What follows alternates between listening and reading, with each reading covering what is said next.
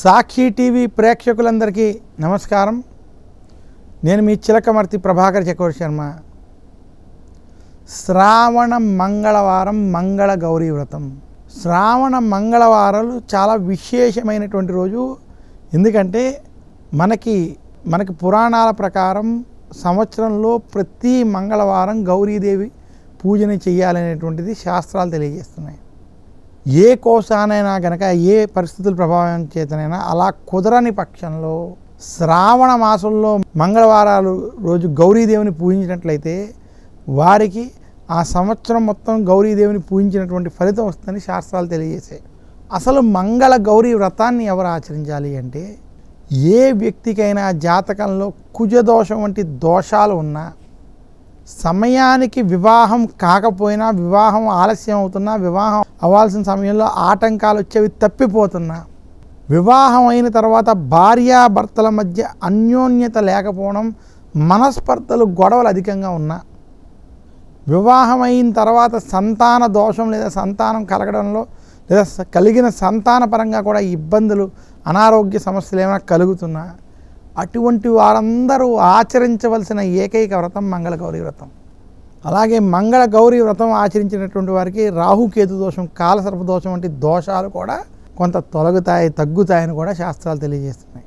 అందుకనే నూతనంగా వివాహమైనటువంటి స్త్రీలకి 5 సంవత్సరాలు ఈ మంగళ గౌరీ వ్రతాన్ని ఆచరించాలని తెలియజేస్తారు. అందులో మొదటి సంవత్సరం తన పుట్టింట్లో, మిగతా 4 సంవత్సరాలు అత్తవారింట్లో చేసుకోవాలని తెలియజేస్తారు. ఈ మంగళ గౌరీ వ్రతానికి 5 సంఖ్యతో ముడిపెట్టారు. ఈ మంగళ గౌరీ వ్రతం 5 ఏళ్లే చేసుకోవాలంటే 5 సంవత్సరాలు చేసుకోవచ్చు. కొంతమంది 5 నుంచి 10 సంవత్సరాలు, కొంతమంది 15 సంవత్సరాలు కూడా దీన్ని ఆచరిస్తారు. 5తో ముడిపెట్టి ఆచరించడం సాంప్రదాయం.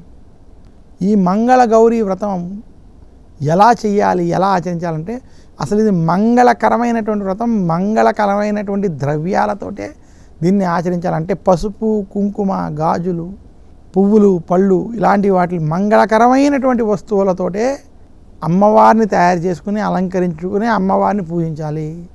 ముఖ్యంగా పసుపు, సుగంధ ద్రవ్యాలని ఈ వ్రతంలో ప్రత్యేకంగా వాడాలి. మంగళ గౌరీ వ్రతాన్ని చేసుకునేటువంటి విధానం, శ్రావణ మంగళవారం రోజు తలస్నానం ఆచరించి ఇంటిని శుభ్రంగా ఉంచుకుని ఇంటికి తోరణాలు వంటివి కట్టుకోవాలి. ఇంటిలో తూర్పు, ఉత్తరం లేదా ఈశాన్య భాగాలలో మీ పూజా మందిరం ఉన్న చోట ప్రత్యేకంగా అక్కడ గోమయంతో అలికి లేదా శుభ్రం చేసుకుని అక్కడ ఒక ముగ్గు వేసి, అక్కడ ఒక పీటని స్థాపన చేసి, దాని మీద ఒక మంచి వస్త్రం వేసి, ఆ వస్త్రం మీద కలశం అది పెట్టి అమ్మవారిని స్థాపన చేయాలి. పసుపుతో అమ్మవారిని పెట్టాలి. అలాగే ఇలా అమ్మవారిని స్థాపన చేసిన తర్వాత అమ్మవారిని చాలా ప్రత్యేకంగా అలంకరించుకోవాలి. ఏ వ్యక్తి అయినా ఇంటికి వచ్చి అమ్మవారిని చూస్తే అమ్మవారే స్వయంగా మన ఇంట్లో ఉన్నట్టుగా వారికి అనిపించాలి. అలా అలంకరించుకోవడం చాలా ఉత్తమం. ఇంకా అమ్మవారిని స్థాపన చేసిన తర్వాత ముందుగా పసుపు విఘ్నేశ్వరుని పూజించాలి. ఆ తర్వాత గౌరీదేవిని యథావిధిగా మంగళ గౌరీ వ్రతాన్ని ఆచరించాలి. అందులోనే అమ్మవారిని ధూపదీప నైవేద్యాలతో, అష్టోత్తర శతనామాలతో, షోడశోపచారాలతో అమ్మవారిని ప్రత్యేకంగా పూజించాలి. తర్వాత మంగళ గౌరీకి సంబంధించినటువంటి వ్రత కథని చదువుకోవాలి.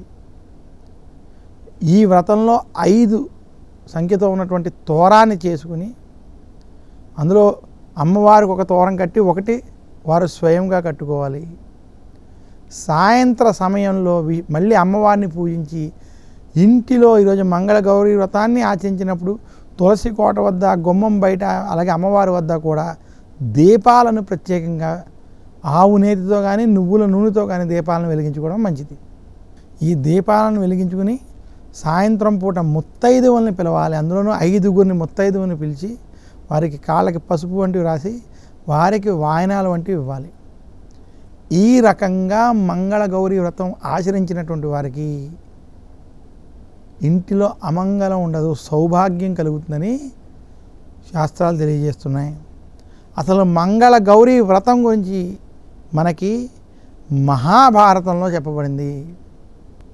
అరణ్యవాసంలో ఉన్నటువంటి ధర్మరాజు ద్రౌపదితో కలిసి ఒకనాడు శ్రీకృష్ణుని స్వయముగా ఎటువంటి వ్రతాన్ని ఆచరిస్తే స్త్రీలకి వైధవ్యం ఉండదు, భార్యాభర్తల మధ్య అన్యోన్యత ఉంటుంది, దాంపత్య సౌఖ్యం, సుఖం, సంతానం, ఆనందం వంటివి ఆ స్త్రీ పురుషులకు కలుగుతాయనేటువంటి విషయాన్ని అడగగా శ్రీకృష్ణుడు స్వయముగా ధర్మరాజుకి ద్రౌపదికి చెప్పినటువంటి వ్రతాన్ని మంగళగౌరీ వ్రతంగా చెప్పడం జరిగింది.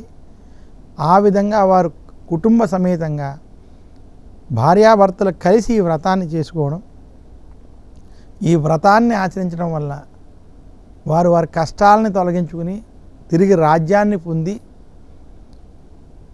పుత్రపౌత్రాదులతో సుఖంగా ఉన్నారనేటువంటిది మనకి మహాభారతంలో స్పష్టంగా చెప్పబడింది. ఈ కథని కూడా మంగళగౌరీ వ్రతం ఆచరించేటువంటి రోజుల్లో విశేషంగా చెప్పుకుంటారు. మరొక్కసారి సాక్షి టీవీ ప్రేక్షకులందరికీ మంగళగౌరీ వ్రత శుభాకాంక్షలు. అమ్మవారి యొక్క అనుగ్రహం కలగాలని మనస్ఫూర్తిగా కోరుకుంటూ సెలవు తీసుకుంటాను. నమస్కారం. మీ చిలకమర్తి ప్రభాకర్ చక్రవర్తి శర్మ.